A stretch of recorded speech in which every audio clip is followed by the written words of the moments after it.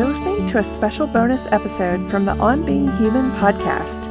This bonus is the completely uncut and unedited version of Season 1's episode 33, Connecting Through Communication and Quality Time to Grow in Love, featuring Ryan Sauls and myself, your host, Brandi Fleck.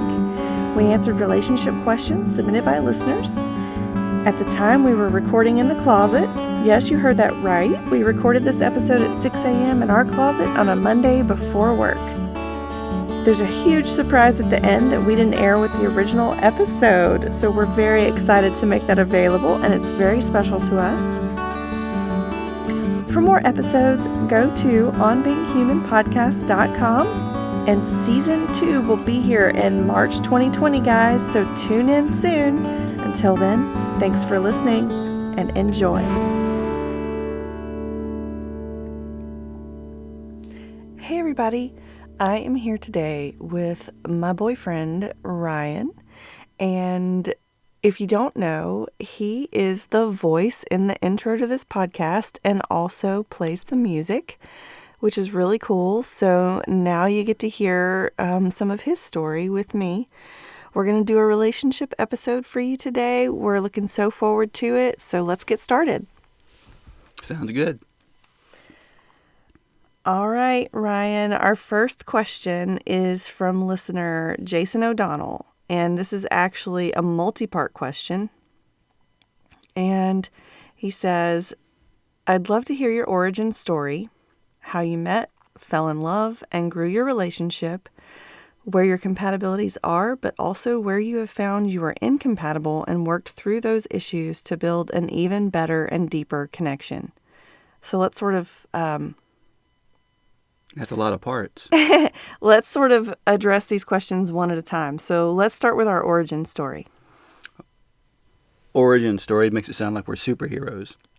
But, right. I had been working at the company that we both work at for about a year and had made friends with a woman that is a mutual friend of ours, and she started telling me one day about how she was going to bring a friend of hers to work with us in our office, and it's a software office, so of course if there's a woman coming around, everyone is at least interested.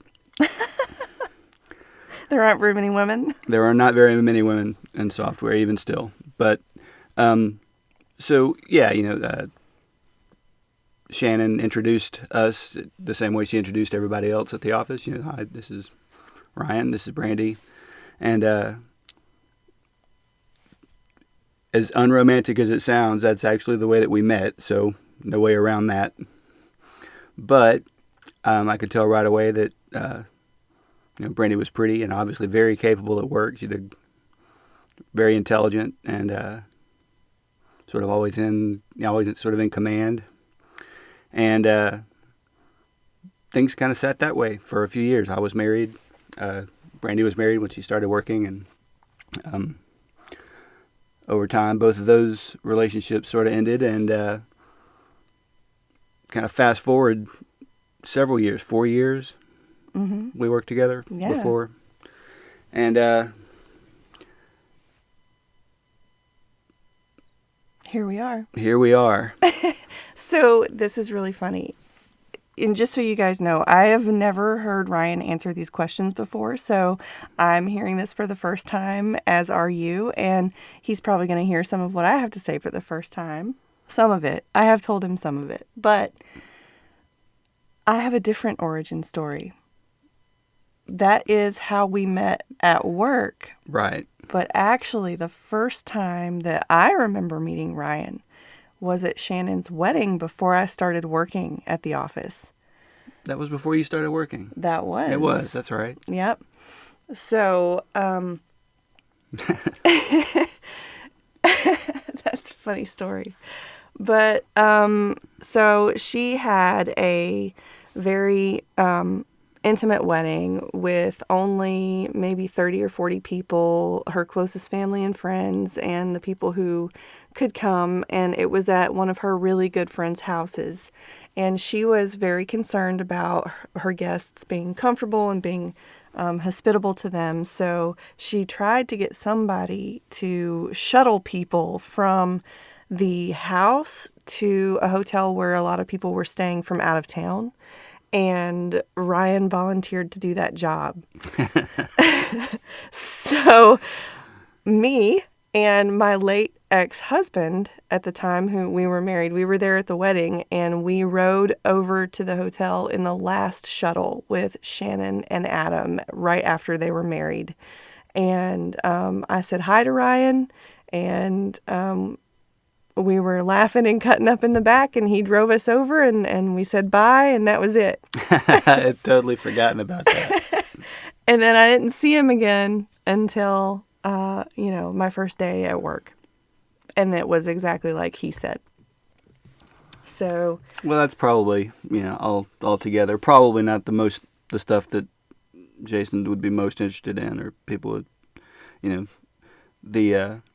how we started dating now. Yeah, that is a whole different story. Yeah. So fast forward about 4 years, and there was some time in between my marriage and when Ryan and I went on our first date. I had a different boyfriend in between for a little while, and so we had broken up, and I was going about my business, starting the podcast. Ryan and I were friends. We had hung out over the years, and I had asked him to help with music for the podcast. So we had been talking a little bit about that. And I always went to his gigs, and he plays with Shannon in a band called Carter's Creek South. If you guys want to go check it out. Shameless plug. Yep. But so I had always gone to their gigs, and then so it made sense that I would ask him to do some of the guitar. And then one day I was just like, you know what? I want to go out on a date. So I messaged him on Facebook. It took probably like 2 hours to craft and send this little message that just said, hey, do you want to go out for drinks? That's funny. And then I panicked and waited. Oh. Well, you didn't need to wait. Well, I waited for you to respond. You waited for me to respond. Oh, I see. Well, so I got that. It's funny. I actually got that text or that message on Facebook while Shannon and I were over at our mutual friend's house for a graduation party for their son.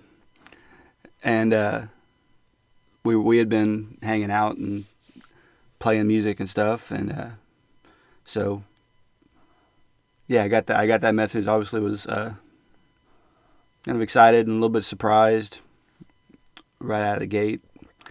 I don't think a woman had ever actually asked me out before, so there was that. But very exciting to say the least.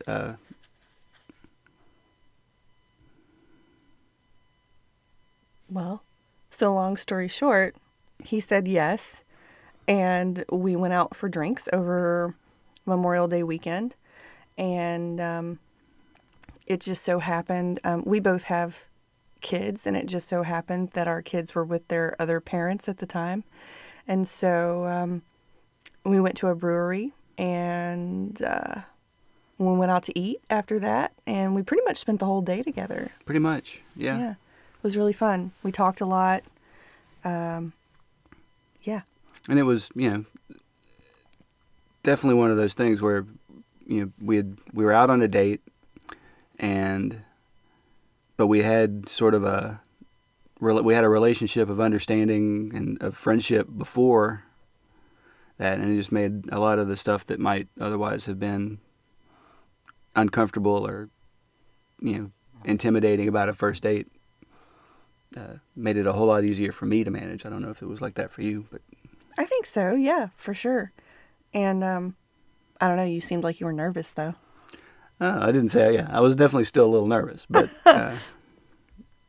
you should see me on a regular first date. Anyways, okay.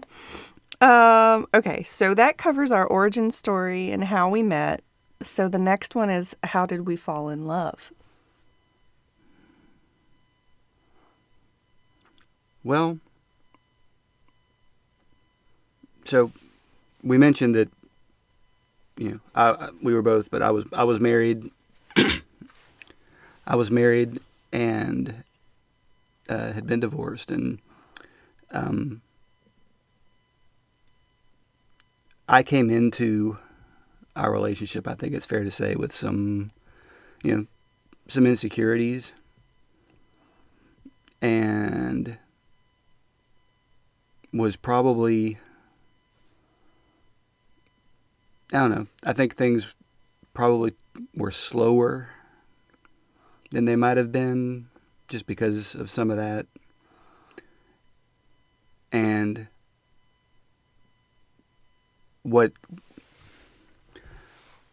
so after that first date, we went out, again and again and again. Did other things. Had a lot of fun. A lot of time hanging out and talking.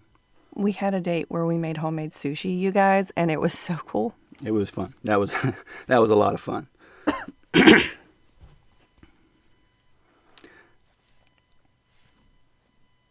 So yeah, we were spending lots of time together, and even if we weren't actually together, we were, swapping messages on the phone, or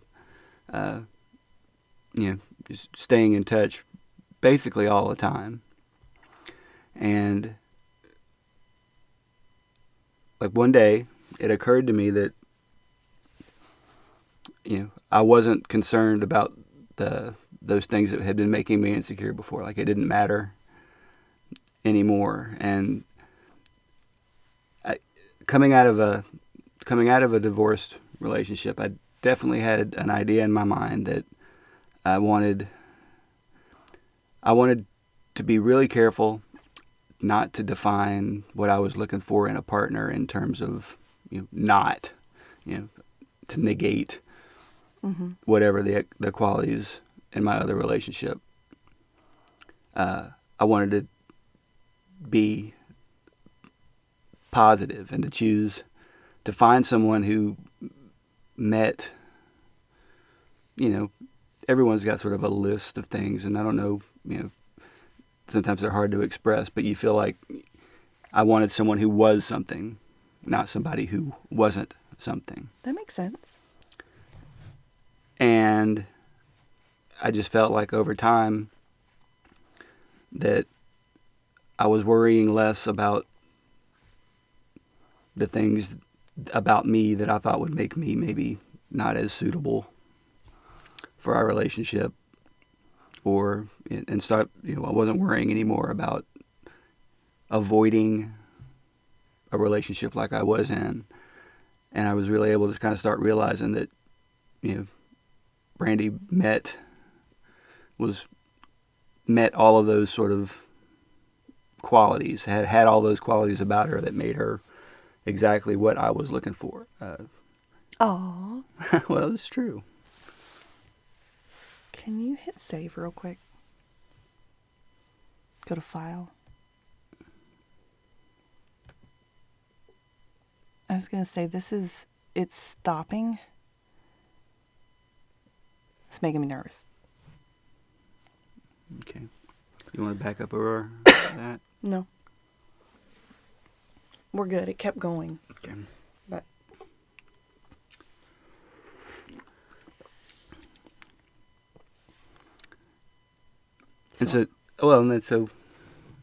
so with time and spending all this time together, we were having so much fun, like all the time. And, we still have fun all the time, by the way. Yeah, and it's hard to know sometimes exactly the moment that you think you're in love with somebody, but You just woke up one day? Well, I realized that I was, and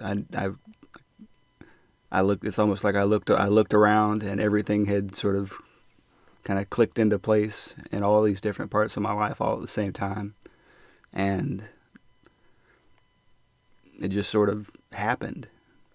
And I realized, wow, I haven't been this happy in a long time. And I'm going to do whatever it takes to keep this together for as long as I can. Well, so I asked Ryan out on our first date, but he definitely told me that he loved me first. And I had fallen in love with him too. And I was okay with taking things slow. And it was just sort of like an organic evolution of the relationship, I think. And a lot of what Ryan said about things just sort of falling into place and spending a lot of time together and having fun just sort of was all part of it. And I think I already had, because we had a friendship before, even though we didn't hang out all the time and talk all the time like we were doing when we started dating, there was already sort of a foundation of love there. You know, it wasn't romantic love, but it was like, I was very fond of Ryan anyways. And getting to know him even more in the ways that we were getting to know each other just sort of cemented how good of a person he is to me. And it cemented all of the things I already thought I knew, plus I learned so much more, and it was all very positive. And so it was just sort of a natural progression. And when he told me he loved me, I sort of, again, this theme of like freaking out and panic, I was like, what do I say? I was totally speechless because I didn't expect him to say it then. And it totally just blew me away. And I was like, well, I'm speechless. I love you too. And we, but, you know, that wasn't the moment. That was just the moment of expression. Yeah. Okay. So the next question, well, in this multi-part question, is how we grew our relationship. So we've been together for a little over a year now. And in this time, we have done a lot. To say the least. Yeah.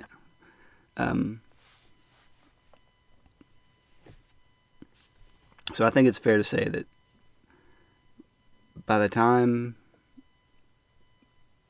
I realized how I felt, and like I said, I looked around and it felt like everything had kind of clicked into place, and I really do mean sort of everything. Like over the course of a couple of months, or a few months, I'm not sure, but I had gone sort of from being in a not a bad place. I wasn't, it was not terrible. I mean, but I was lonely and I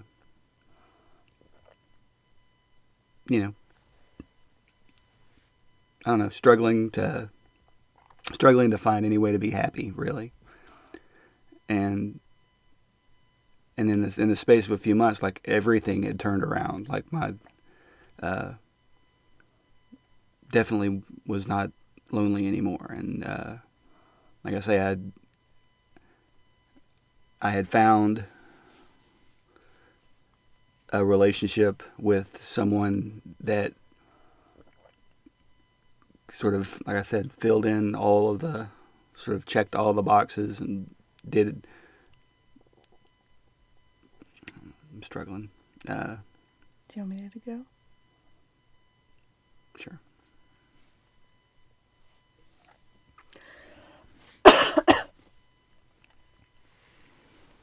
So how we grew our relationship. So I'll take this one first. And I think that growing our relationship was just sort of also a natural organic sort of evolution of the relationship as we went on, as we just did the things that we naturally wanted to do together, we grew closer and closer.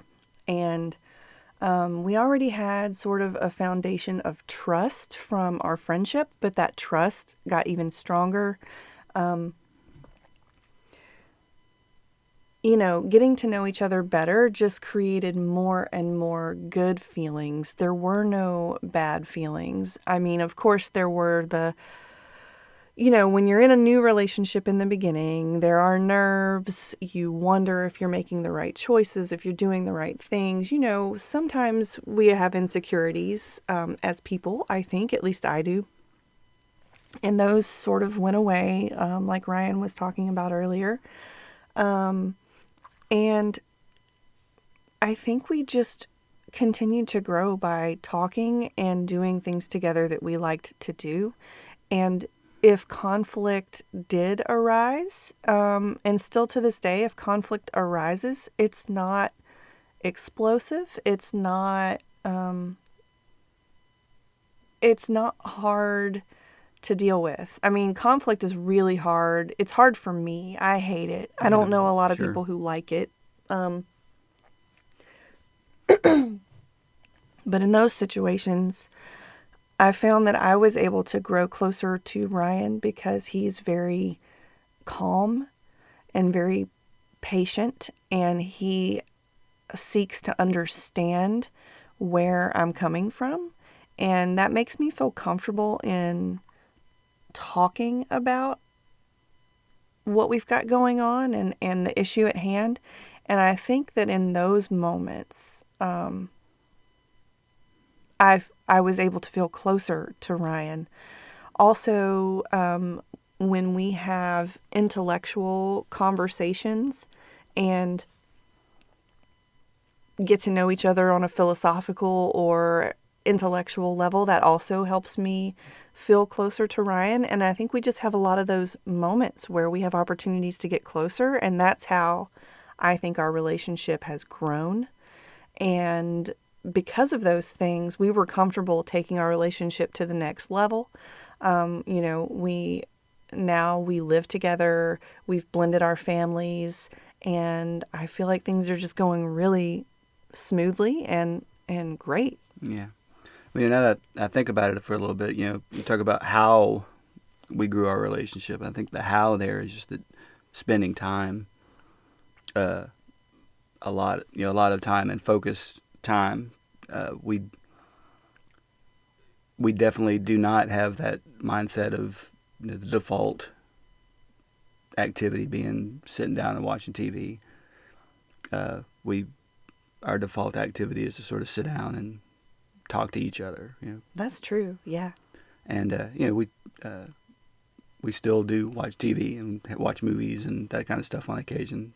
That's what our family kind of likes to do together. But when it's just Brandi and I, normally we will, focus on spending time together and actually talking and being present instead of sort of passively just watching something else or letting something else happen. Mm-hmm. Yeah, I'm really big on quality time. That's what helps me feel loved, and we get a lot of it, I think, even though we're super busy all the time. It's true. Will you hit save again? I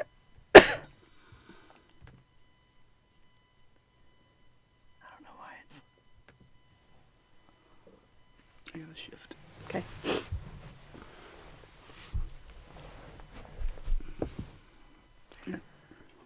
All right, the next part of this question is where your compatibilities are, but also where you have found you were incompatible and worked through those issues to build an even better and deeper connection. So let's start with compatibilities and then incompatibilities and working through those issues. I guess we touched on that a little bit. A little bit. I would say compatibilities. So I mentioned, kind of trying to be active about choosing a partner or someone to spend time with, and so I had at least some idea of what I thought would mean compatibility to me, and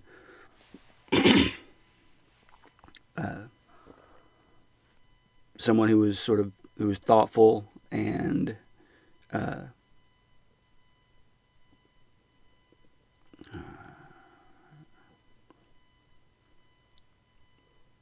expressive, and really someone who's just sort of generally positive was super important to me. I mean, it sounds, maybe it sounds simplistic, but I think it's you just sort of know when you're around people if they have a positive sort of outlook. Mm-hmm.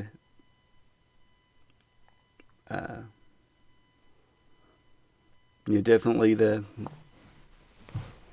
fact that we are both comfortable sort of being together and hanging out, and not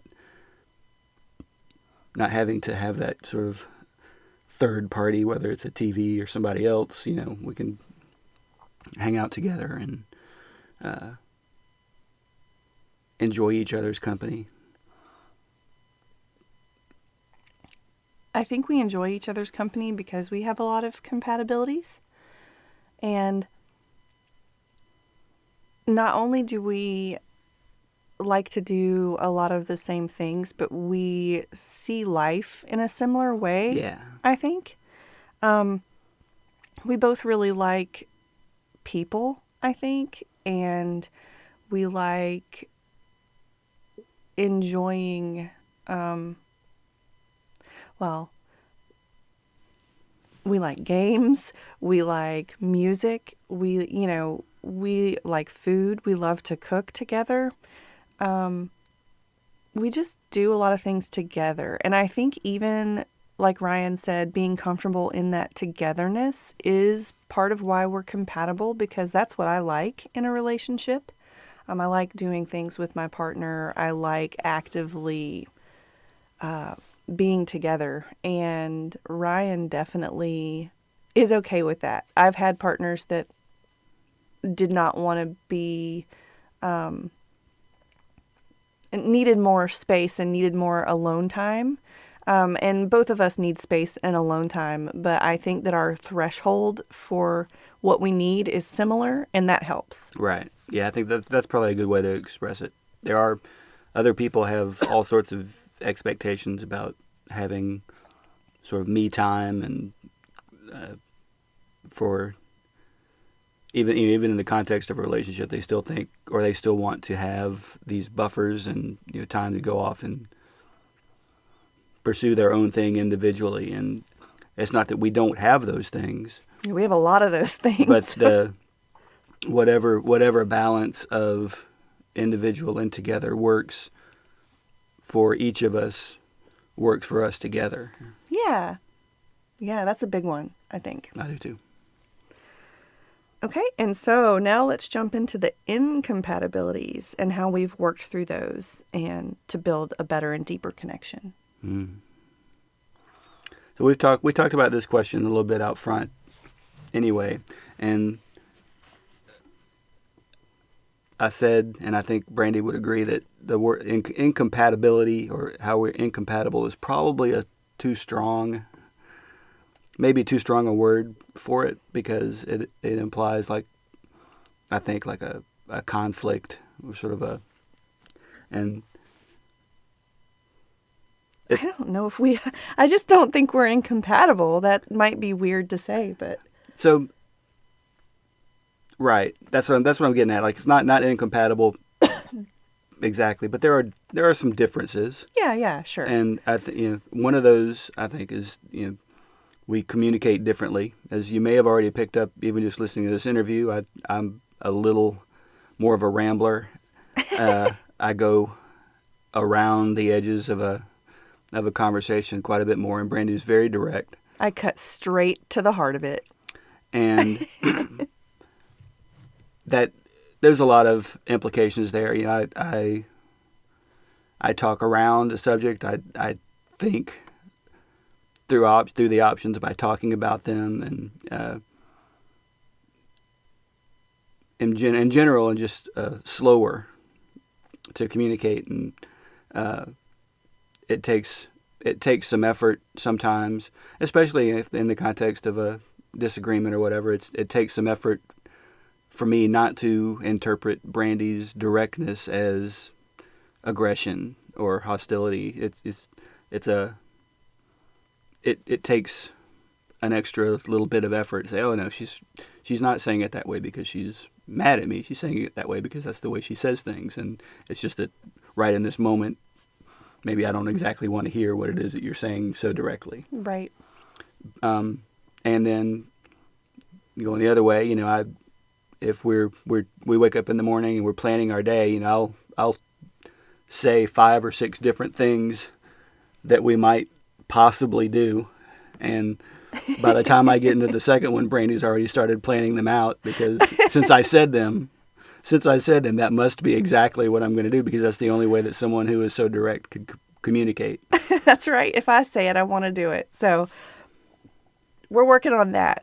We're definitely working on that. But again, being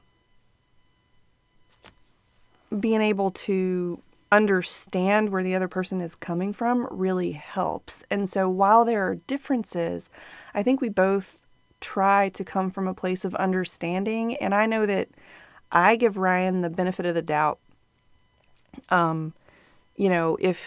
If I perceive him as being indirect, I don't automatically think that there's some bad motivation, or that there's it's not passive aggressiveness. It's him thinking. And with my history of, abuse in my childhood and some of the traumatic things that have happened in my life, sometimes I do, and in the past I've gone to that place of thinking, oh, this person might be out to get me, or this person doesn't have my best interest at heart, and there's some kind of negative underlying motivation, but that's mostly not true ever. And so I've done a lot of work personally to rewrite that script, and to know that, I know hands down that Ryan loves me, and there's no reason why he would want to hurt me. So, and that's been proven time and time again. And so it's not that people don't accidentally hurt each other, but there's no malice behind it. So it does take a little effort on my part to give the benefit of the doubt, but I come at my baseline now is sort of, how do I describe it?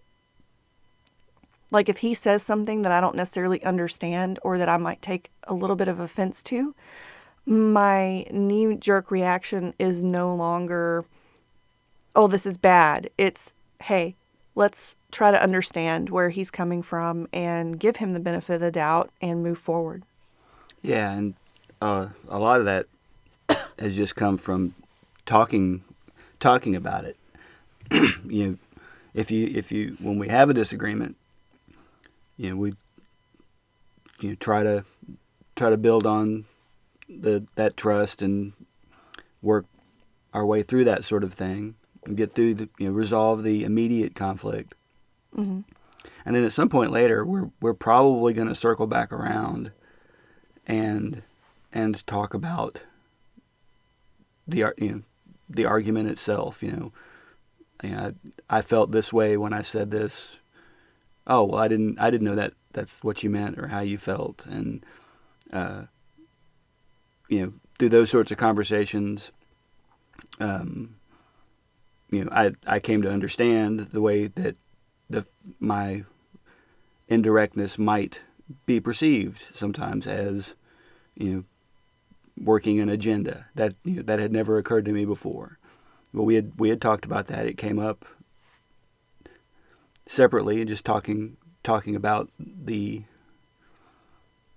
sort of the issues around a relationship, and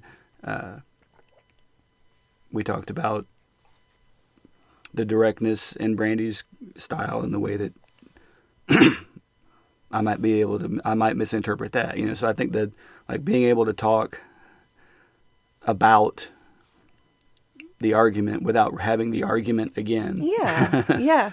And getting an opportunity to learn, and just being comfortable enough with each other to have those sorts of conversations, I think has been sort of how we resolved, or are resolving, how we are resolving those things. Yeah, I agree. It's been helpful. It's been a growing experience. It's been a learning experience, and I wouldn't have it any other way. Me either. One other thing that I should bring up Mm-hmm. is that we have quite an age gap. Do you want to talk about that a little bit? Sure.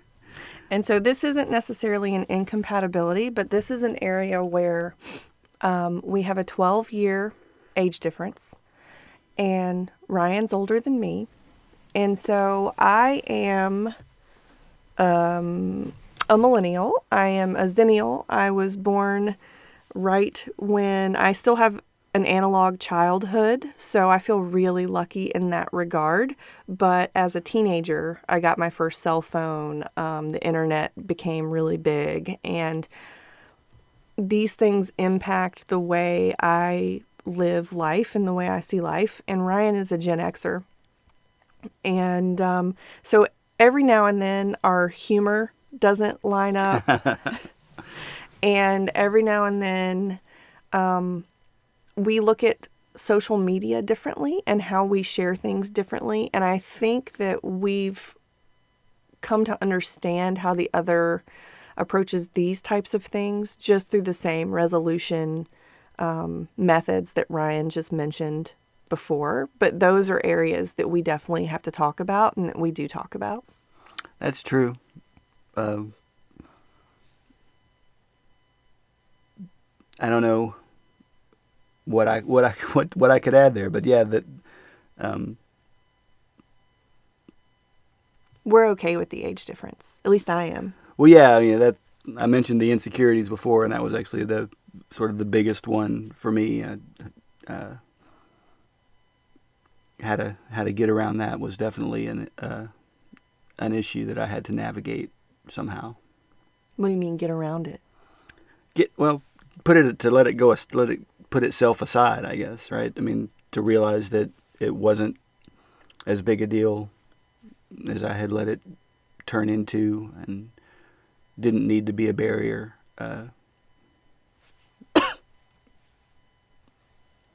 All right. Well, Jason, thank you so much for all the questions that have taken us this far in the episode. Those were great questions. And it was really fun to talk about that stuff. So now we're going to switch to Alyssa Fox. She said, "What do you admire most about each other? And what has the experience blending your families been like?" Well, I would say what I admire most about Brandi is her openness and her positivity, and just her sort of generally positive attitude, and just the can-do ethic. Bringing this whole podcast to life and telling all these stories and making it all happen has just been a huge effort of will and determination on her part. And when she decides that she wants to do something, she's going to work to make it happen. And I just find that really, I find that characteristic really attractive. She's really kind and really thoughtful about people all over, her family and friends for sure, but also a really big open heart for people everywhere. And I just really, really do admire that. Aw, that's so nice, Ryan. Aw. Okay. Well, what do I admire most about Ryan? This is a hard one for me because I can't just be like, everything. I admire everything about him. My 5-year-old answers questions like that. We're like, hey, what was your favorite thing about this movie? And he's like, everything. I don't know. Be specific. Be specific. So now I have to be specific.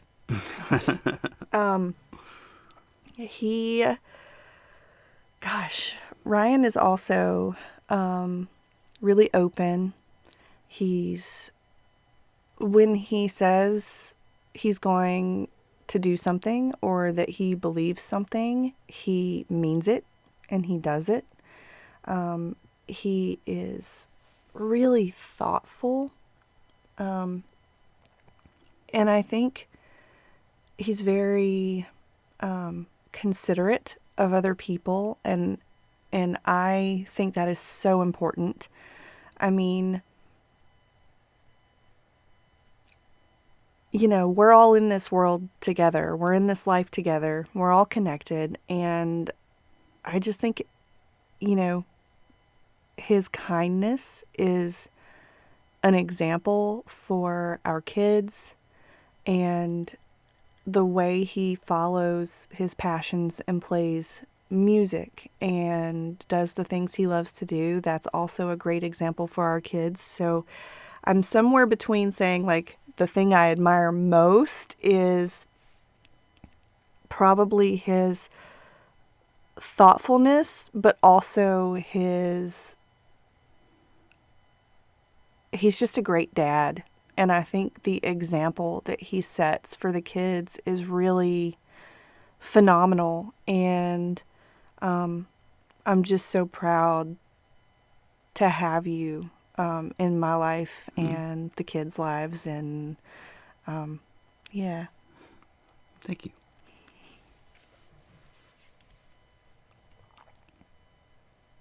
Okay. And what has the experience blending our families been like? Well, I would say it's been almost wholly positive. Yeah. We made the decision to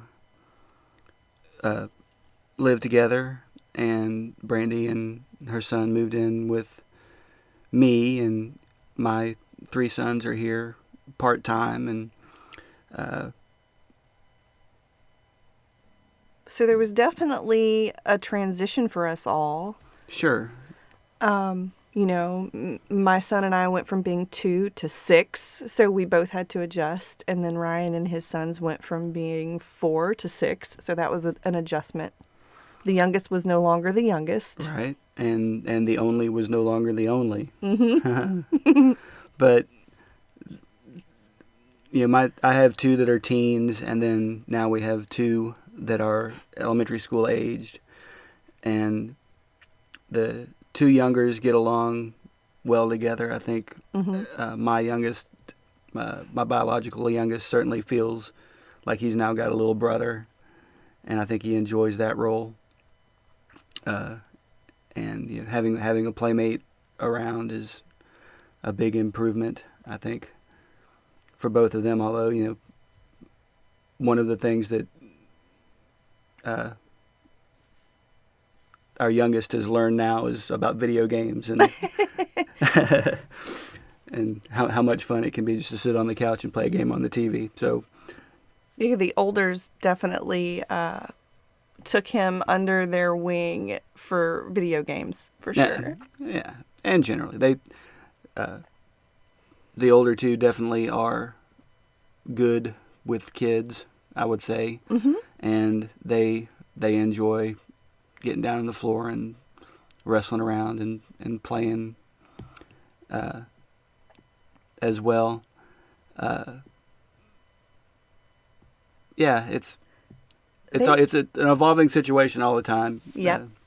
Just like it would be with I think any group of 6 people put together in one place. But so far, I think any of the negatives have been far outweighed by just the expansion of, you know, how much time we get to spend together, and, you know, how much love we're able to share because we're all here together. Mm-hmm. Yeah. And so the kids, it's been pretty smooth with the kids. I feel like, you know, my biological now interacts with the other three, who I like to refer to as my bonus sons. And they, I feel like they have brotherly interactions, to sum it up. Yeah. For sure. When it comes to parenting, the transition was interesting because my biological son is now with us full time. As you know, his father passed away in October of 2018. I was actually doing an interview for episode 7 of this podcast when I got the phone call. It was pretty crazy. And so Ryan has more of a role in my son's life now than I necessarily have in the other kids' lives. And I do have a role in the other kids' lives, and it's been interesting, but they're not here full time. So the evolution of those relationships is slower than the evolution of, say, Ryan's relationship with my biological son. But I still feel like it's going smoothly. All the kids are really good-natured, and we talk about things that we're interested in. I think we find the things that we like, and we ask each other questions, and I think it's a natural evolution as well, just like it was with me and Ryan to begin with. Totally agree.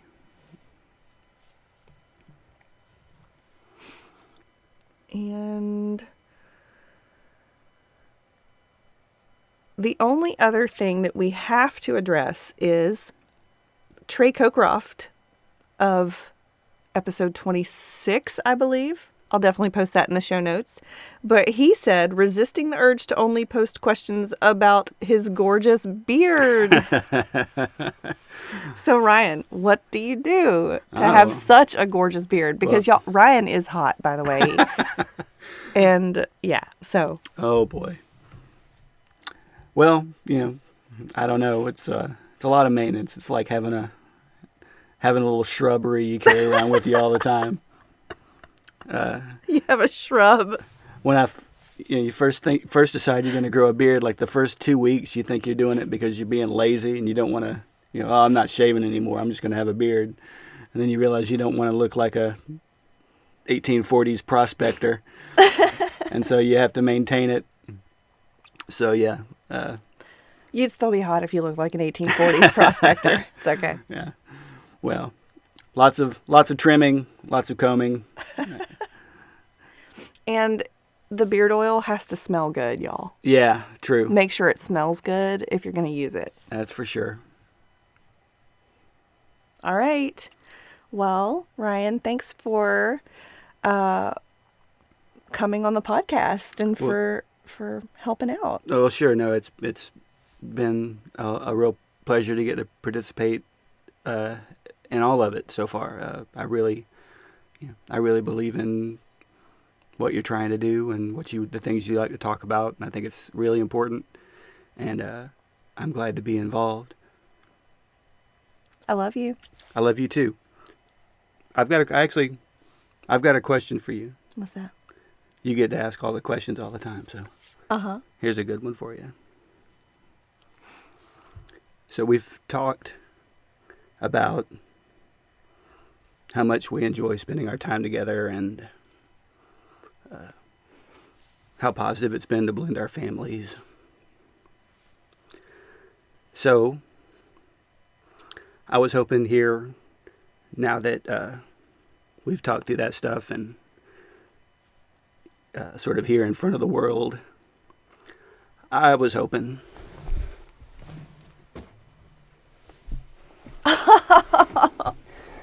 that I could ask you to marry me. Oh my God! Yes, yes, yes.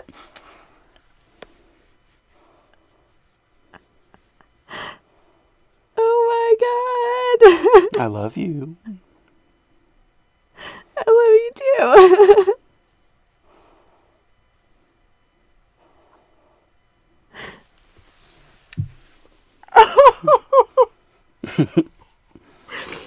This ring, oh my God, it's so pretty. I love you. I can't believe you just asked me.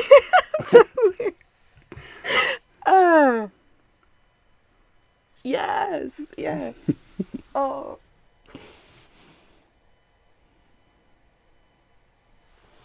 Oh my God. Okay, you guys, I'm going to stop recording now.